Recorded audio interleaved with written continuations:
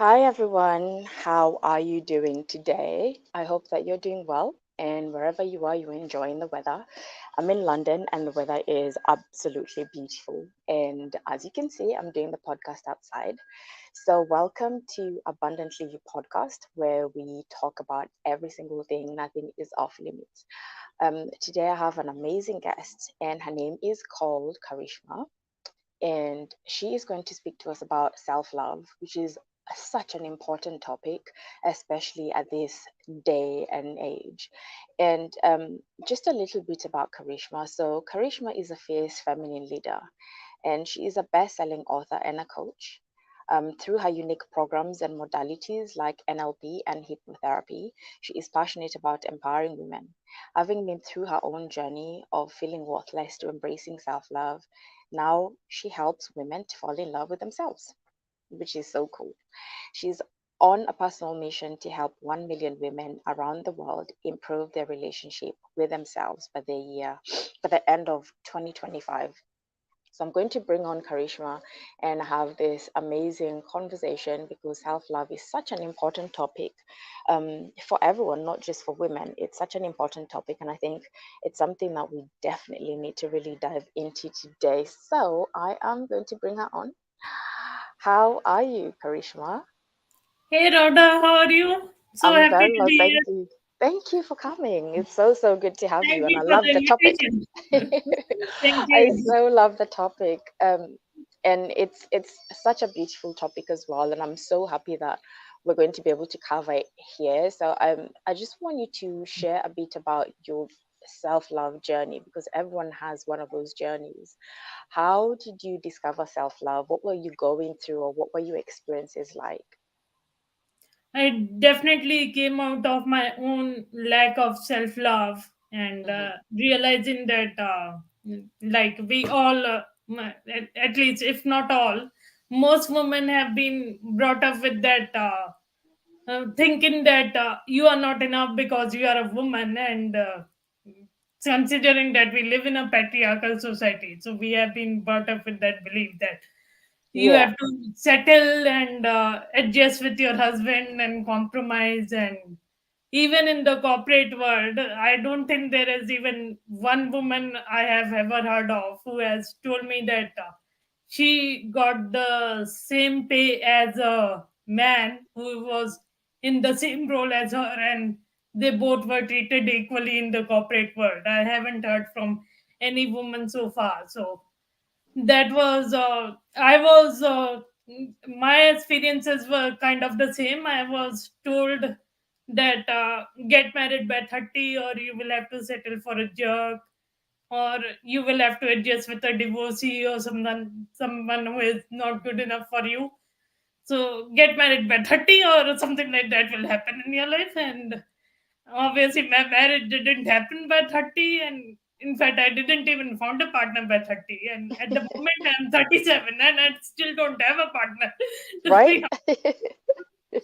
So that was at when I turned 30. I think before 30 I was always living my life based on what other people expected me to do. Mm, So I was in a job which I hated because I thought that I should be in a job because my parents expected me to be in a job. My dad wanted me to stay in a job like a 9 to 5 job yeah. because that's what he thought is the right thing to do, and that's what he did. So he put it in my mind that that is the right thing to do, and in his day and age it was the right thing to do. Like at that time there was job security, but in my the present generation, that was, unless I truly enjoy my job, that wasn't the right thing to do, and I was forcing myself to do it to make my dad happy. And at 30, I finally got that light bulb moment when I was fired from the job, which I anyway hated. So it was a good thing that it was a blessing in disguise that I was fired. And eventually, I realized that I was just living my life based on other people's expectations of me, not of what I wanted of myself. Yeah. And that began the journey of self love to figure out what I really want from myself, and regardless of what others people are telling me to do.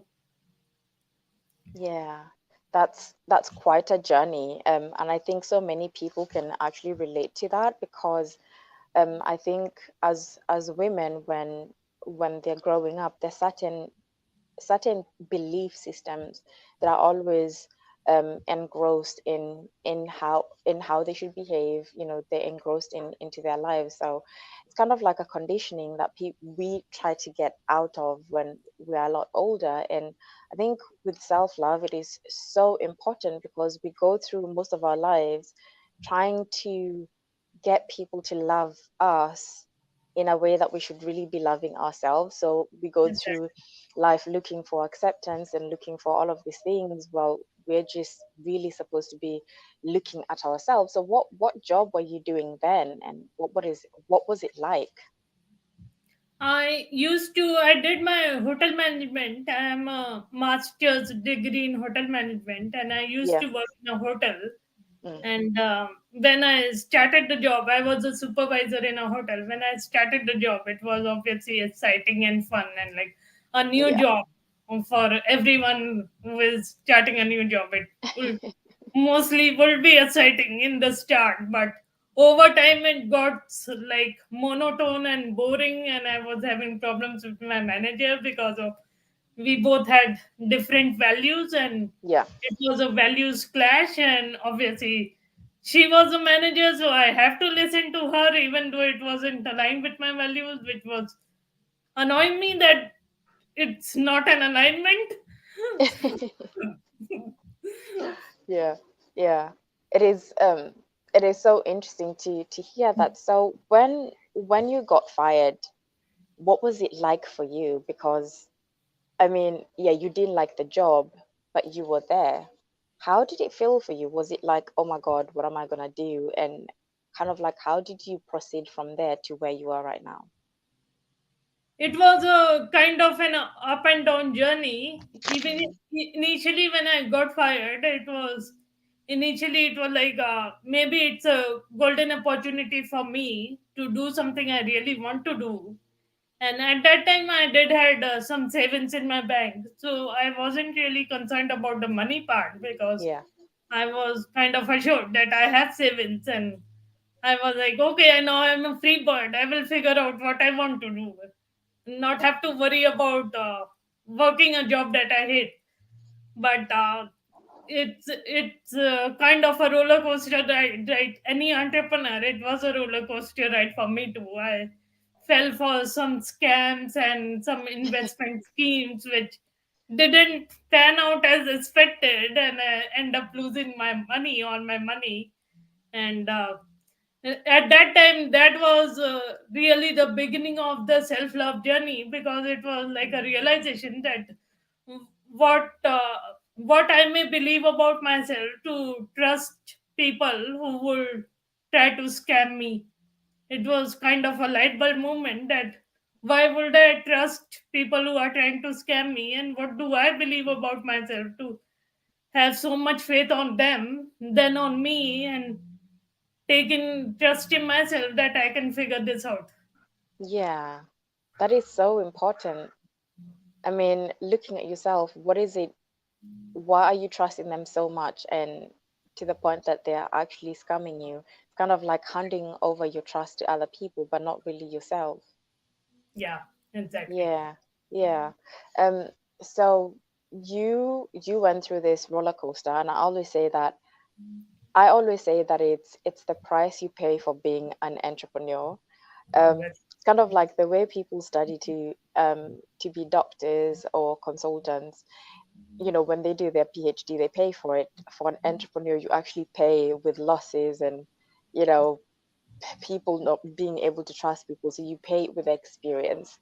Um, what was it like for you to start your business right now? What did you actually go through in relation to self-love? Did you discover that you needed to do it yourself a lot for yourself a lot more before you helped other people? What was it like? How did you get into it? Because I see you've done hypnotherapy and NLP.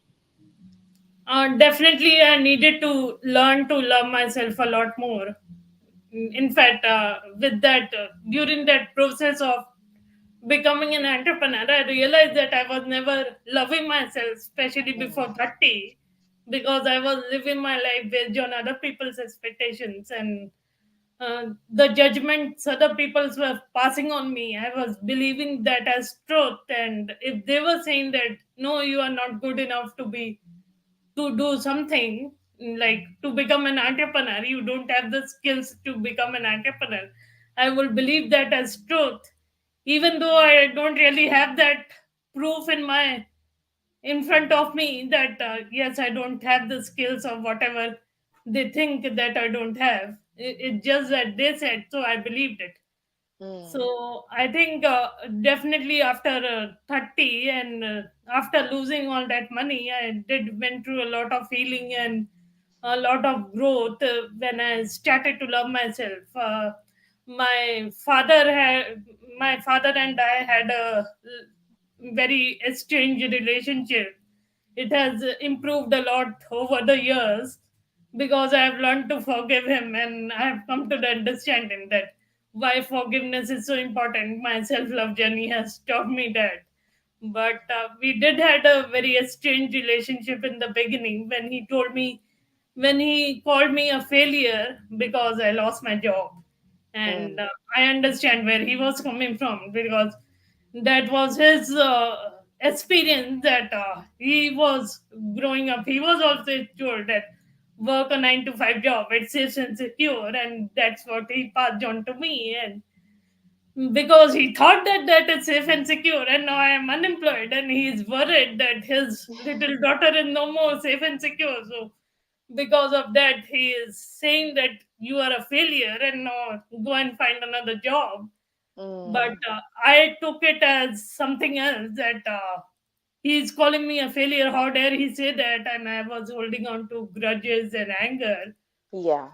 against him, which I eventually realized that it's only harming me and not really doing anything to him. Not that I wanted something to happen to him, but Yeah. I did realize that it's only harming me. So it's best to let it go. Mm. It's so refreshing hearing you speaking about that, because in our self-love journey, and when we are embracing ourselves, there's so much forgiveness that we have to go through. And how does forgiveness look like to you? Forgiveness is, we often confuse forgiveness as because we are forgiving the other person, we assume that we are saying that what other person did was right, or we are condoning their actions, and that is not forgiveness is about. We are Mm, never condoning someone else's actions. What they did was not right, but forgiveness is about making sure that you have peace of mind. It's mm, regardless of whether what they did was right or wrong or yeah, whatever happened, it's to have your peace of mind because you need to move on in life. It was like when my dad called me a failure, I was that incident only happened once, like it happened once in my life, and after that I kept replaying that incident in my head over and over and over and over non-stop, that my dad called me that, how dare he, who is he to call me a failure, and kept replaying that incident in my head with all these thoughts, and I didn't realize what that was doing to me unless yeah. I until I eventually end up in hospital because of all that grudges and resentment, Oh, which wow. manifested as a physical disease in my body. That was like the light bulb moment, that what did I do to myself, regardless of what he did to me, what he said, what I have done to myself. If I have released that negative feelings for him, I would probably never have end up in the hospital, and Yeah. that's okay. That was the learning experience. Yes, yes, it is so true. And you've literally just touched on something. And I think when we talk about self-love, it's important for us to be able to really speak about the different aspects that form self-love, because when you talk about self-love, things like self-care, people think it's like having your nails done and, and like having a spa day, and it's part of it, but that's the outside part of it.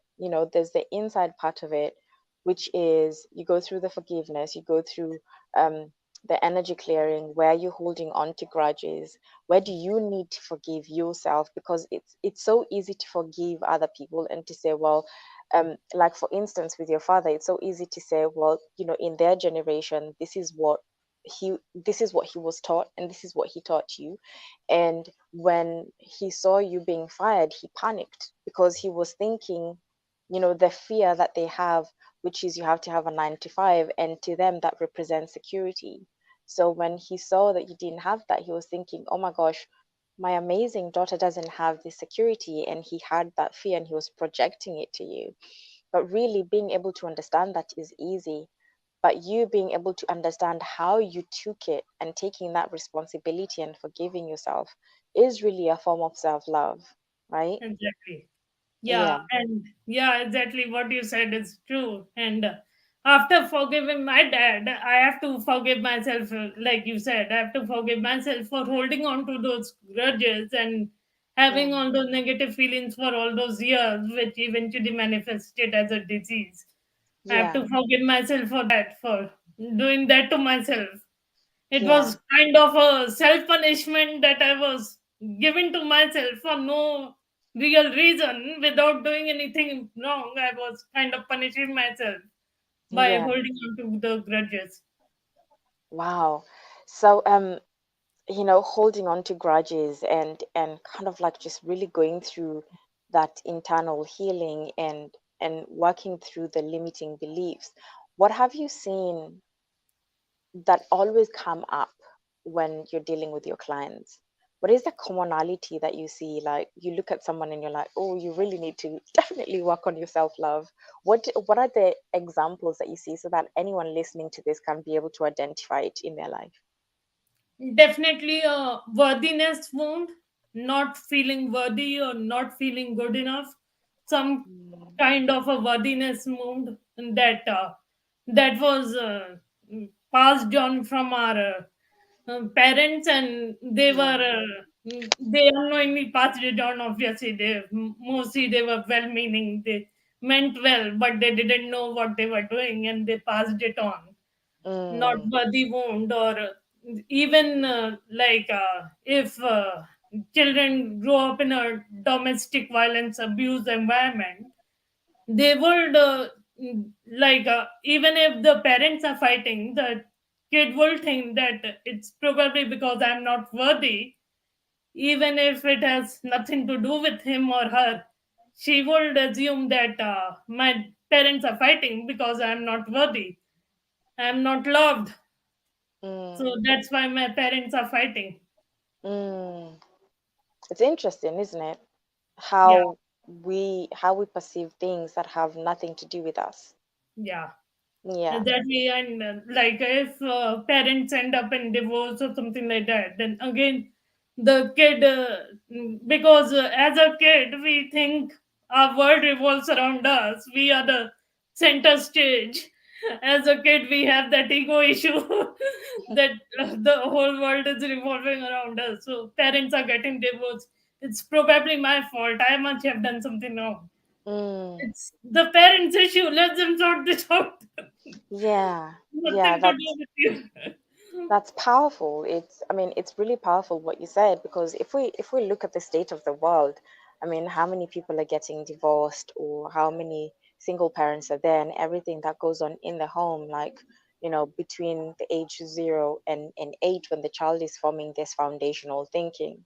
And it's so easy to, when you grow up, to actually lack that within yourself, because um you haven't, not because you weren't loved, it's because of how you actually perceived the world around you. Like you've just said, the child thinks that they're the center of the universe, right?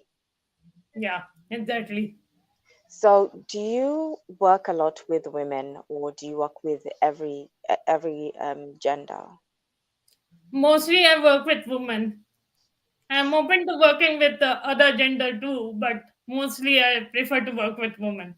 Yeah, do you find that you get to attract more women? I'm just really trying to understand, um, for the viewers and anyone listening to really understand the dynamics and to identify it within themselves. Like, why do you find that it's that particular gender? Do you think it's because, I know you mentioned the patriarchal system, which we're going to talk about in a minute, but do you find that it's also within the systematic structures that we live in today? Yeah, exactly. Mm, India, like again, the patriarchal system, like most men are taught to stand up for themselves and speak up, but unfortunately, women are not taught that way to be assertive and speak up for themselves. yeah, yeah. They So, are mostly, even while growing up, mostly they are told, be quiet, don't speak up. Children are not to be seen, not to be heard, and things like that. mm, mm, Sometimes that has happened to boys, of course. That has mm. happened to boys too, of course. But mostly that I have heard, it has happened only to women. Sorry, I was just muting it because there's an airplane going past. So let's talk about the patriarchal system.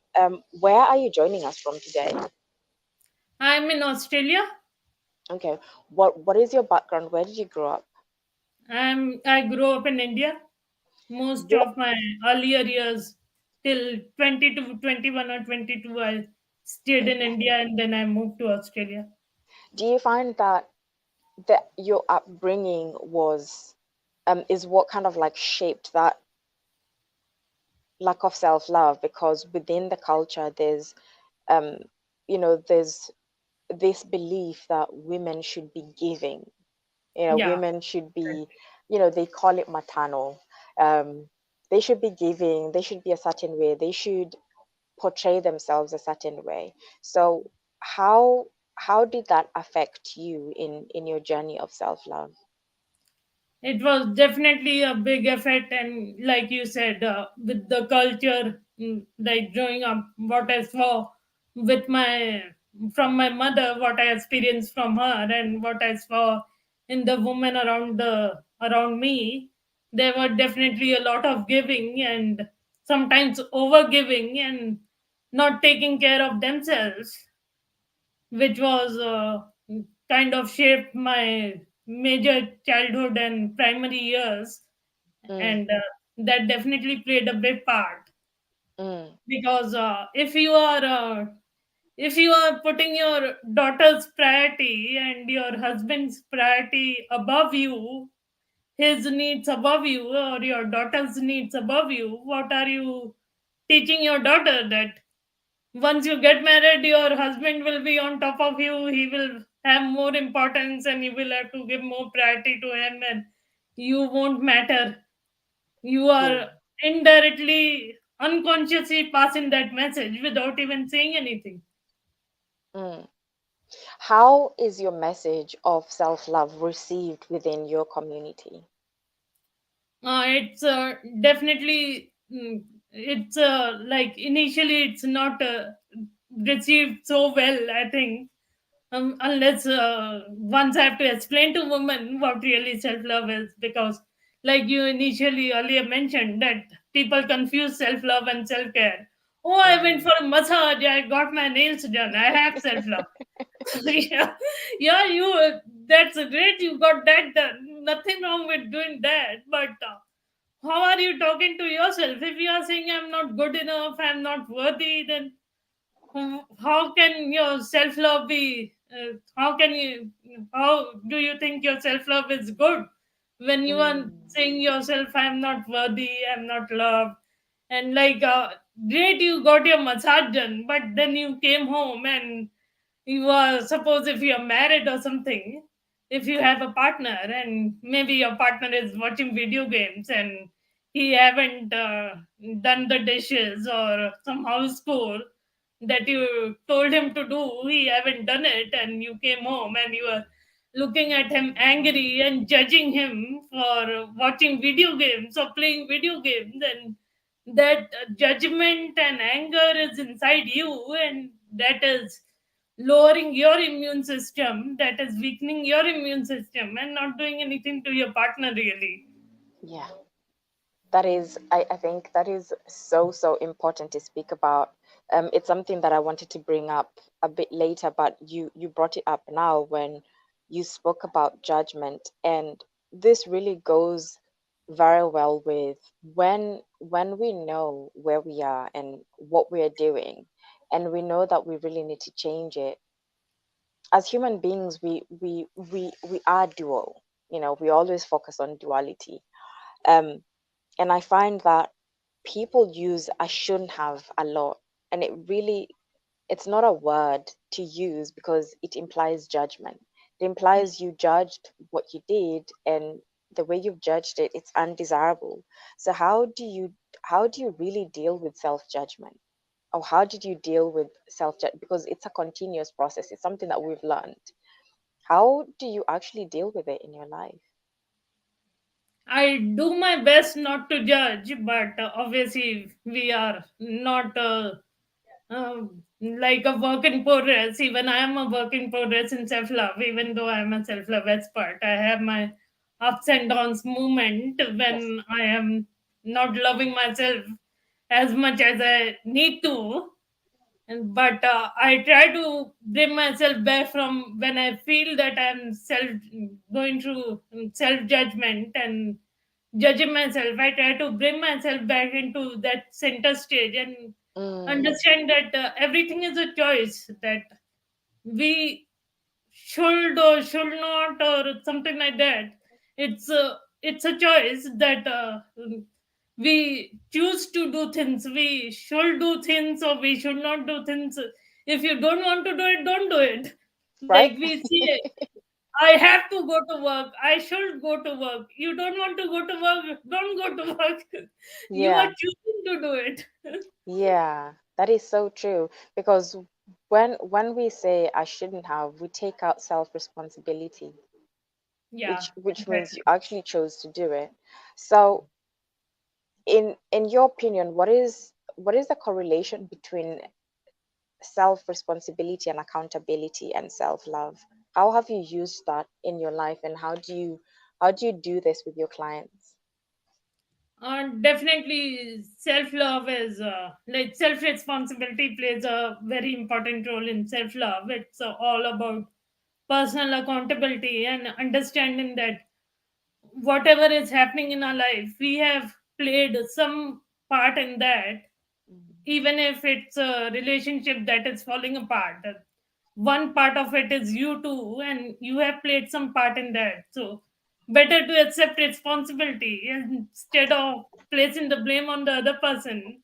And I'm not saying that the other person may not have done anything wrong. They may have done their own share of wrongdoings, but you attracted that person in your life, and part of the reason you attracted him or her is because you somehow in somewhere in your subconscious mind or conscious mind you believed it that you are worthy of that kind of love that he gave you or mm, he didn't give you. mm. I love that you brought that up because one of the things with when you're focusing on self-love, I don't know, how do you measure, or because I love being able to measure if what I'm doing works or it doesn't work. How do you what evidence do you look for that your self-love practices and the work that you're doing within yourself is actually working? What evidence do you look for? Definitely, subconscious mind plays a big role, and seeing that what we have attracted in our life is we are really happy with that, what we have attracted in it. And Mm, if we are not happy with it, then there is some work to do, definitely. And for example, like I will give an example of love again, because mm, that really helps explain the most. yes. So if for example parents are, if your father or mother, you are getting beaten by them, if they are abusing you, physical violence, and then your subconscious mind is thinking that, okay, that parents loves me and I love them, and they are beating me, so love equals pain. That is going on in your subconscious mind. You know consciously that it doesn't, and especially before 7 years of age, your conscious Mm, mind is not even fully developed. It's only your subconscious mind which is yeah. absorbing all the messages. So if your parents are abusing you in any way, whether it's physical, mental, or anything, but then you take that message as love equals pain, because they are abusing me and I think they love me because they gave birth to me and I Mm, love them, so love equals pain. And then you grow up and look for a romantic relationship maybe, and if in case you don't attract a relationship that is not painful in some way, or that doesn't attract and cause any drama, the other person is maybe a secure romantic partner, and he or she doesn't cause any drama, then you are like, this is different from what I experienced in childhood. It is mm, different from what I experienced in my parents relationship, so it is unsafe, because familiar is safe. Anything familiar to us is safe, and anything unfamiliar or new to us feels uncomfortable and unsafe. It's mm, just like when we are going to work, for example, we usually prefer to take the same route because we are aware of that route. If we take a new route, we will probably need a GPS or something to guide us. It's just like that. So if we experience violence growing up, we feel comfortable with violence even in our romantic relationship after becoming an adult, because that's what we experience growing up. So that feels mm. safe, even though it's not really safe. It's our subconscious mind tells us, yeah, it's not new, so it's familiar and safe. This is interesting. So that would really explain why, not of course entirely explain it, but it would give us an insight as to why people actually remain in domestic violence relationships, because that to them is a reflection of love and Exactly. their body. Because when we're talking about safety, we're talking about your emotional regulation is safe there. You've endured so much uncertainty until it became your comfort zone. And if you go, it's like when, the way you've just described it, when you're used to going to work, you know where you're going, you just sit comfortably because you know you're going to get there, you know where you're going to stop off. But if you're going to a new destination, you're constantly checking, because you even though you have all the details, you're constantly checking to make sure that you haven't missed your stop, or that you're going the right way, even though you know that you're in the right bus or you're in the right train, you're going to the right direction. Um, so that's kind of like a guiding compass for you, because your body is feeling unsafe. You're feeling Yeah. okay, keep checking, check the time, listen to the announcement. You're constantly doing all of those things, right, to make sure that where you're going is safe. So I'm looking at all of and I'm looking at this analogy, and I want you to help me connect, how does one come out of that and start working to, or rather, how do you work with people who are in that state where their comfort zone is what really should be uncomfortable, to get them to safety, which is out of where they are, which is harmful, and more into self-love? How does that look like? How does that journey look like? Initially, the first part is to understand that accepting personal responsibility, like you mentioned earlier, taking Mm, responsibility for the part you played in attracting that relationship, or whatever situation that is really feels comfortable to you, but it's really not good for you. yeah. It's the first part is accepting responsibility for the part you played in attracting that situation, and then taking the steps to change that situation and reprogramming your subconscious mind, and which really requires repetition. It's not something that can be done once a day or something like Mm, once, like you just do it once and then it's reprogrammed. I reprogrammed my subconscious mind. I think I'm still doing it, but initially I did it for about 2 3 years before I got any results. mm. Wow. And Wow. it's like it's really understanding that it's when you sooner you start reprogramming your subconscious mind, the better, because it's easier to instill those messages. But the later you do it, more difficult it gets, because Mm, like I started after 30, when I started my self-love journey. So initial 30 years I was giving those messages to myself that mm-hmm, I'm not good enough, I'm not worthy, or lack of self-love, giving myself lack of self-love and passing judgment on myself. And now suddenly I want to reprogram my subconscious mind and make it feel positive and worthy and deserving of love and abundance. So obviously those 30 years of programming that can't change in one day or even 1 year, it's yes. definitely a thing that will take a bit of time. Yes. And and transformation takes time. I think Exactly. when people have been promoting, this speed growth, and things are going to change really quickly, and I just look at those messaging, because it's not true.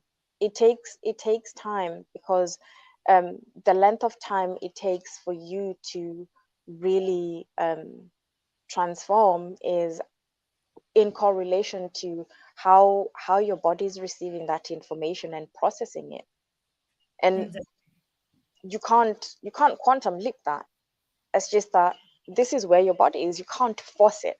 You can't force it. You just have to you have to go through the process. So share a bit, or a bit about any how you work, so that people can reach out to you. How do you work with people? Do you have programs? Do you just do one-on-ones? How do you work with people?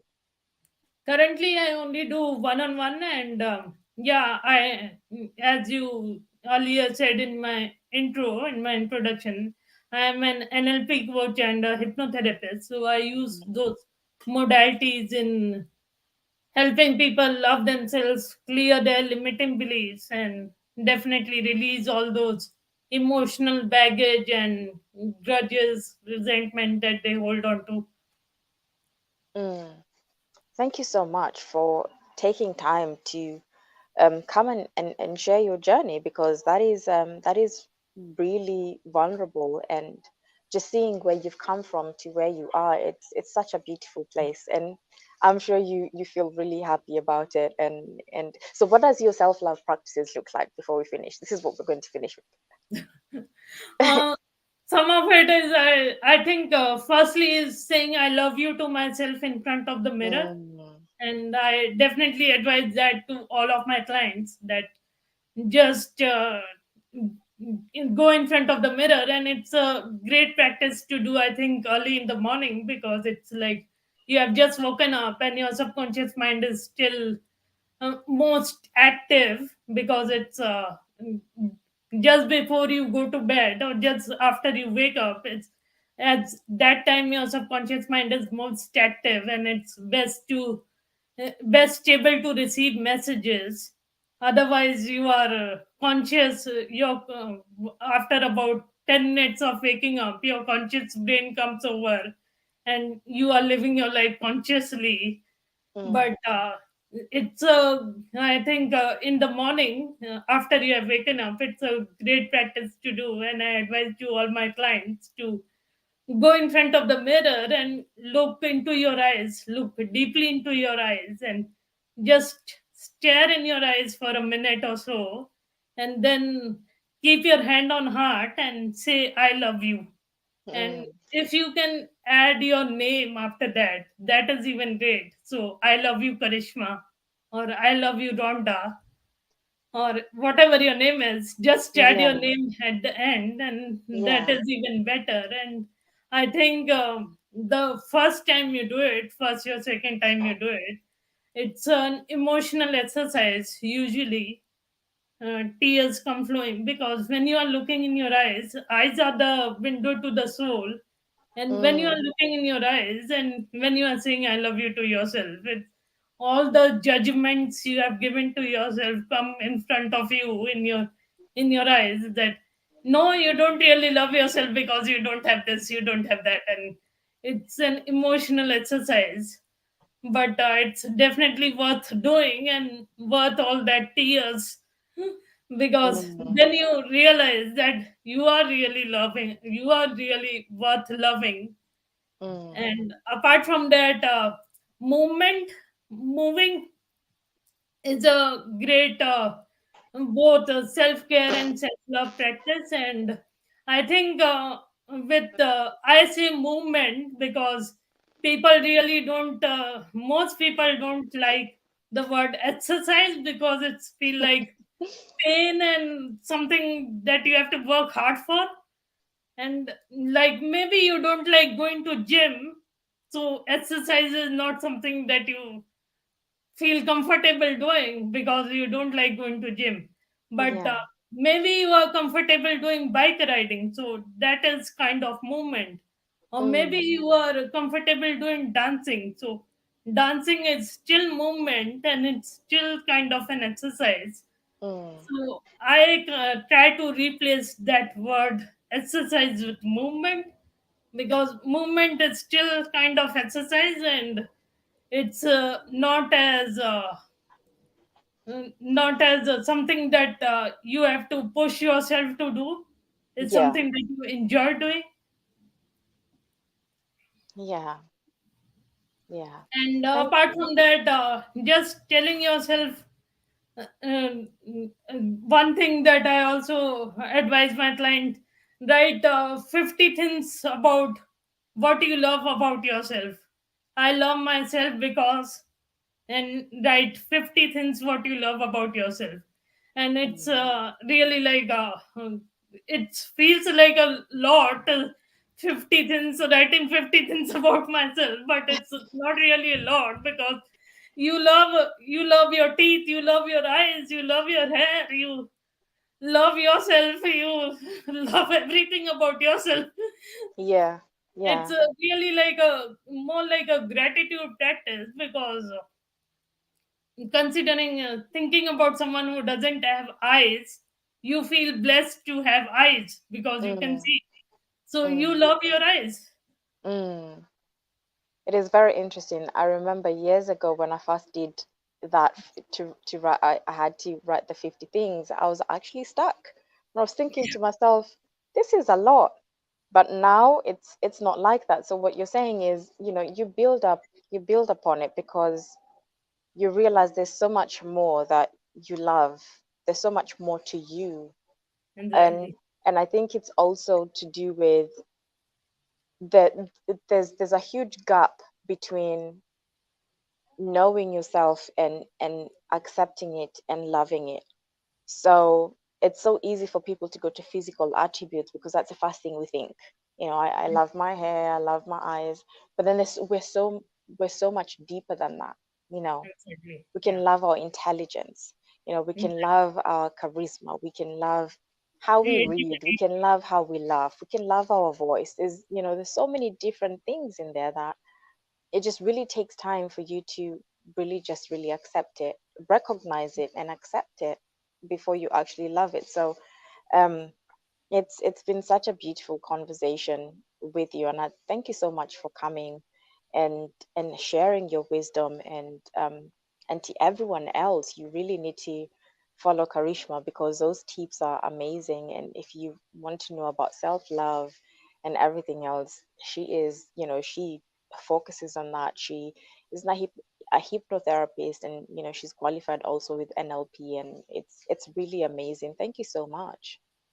Thank you for this opportunity. I really enjoyed given this Yeah. interview. Definitely. Thank you so much. So, to everyone else, thank you so much for tuning in. Make sure that you follow us on all our social media. Make sure you follow Karishma. I've put her details at the bottom. And a shameless plug, we have opened our spirituality and business membership group, and we're taking names on the wait list. We will be launching in September, between September and October. So if you're interested, the link is going to be in the comments as well. And you can write your name out and we'll let you know once we open, because we'll only be taking a certain number of people. Thank you so much for watching, and do let us know what you think about self love and what self love is to you.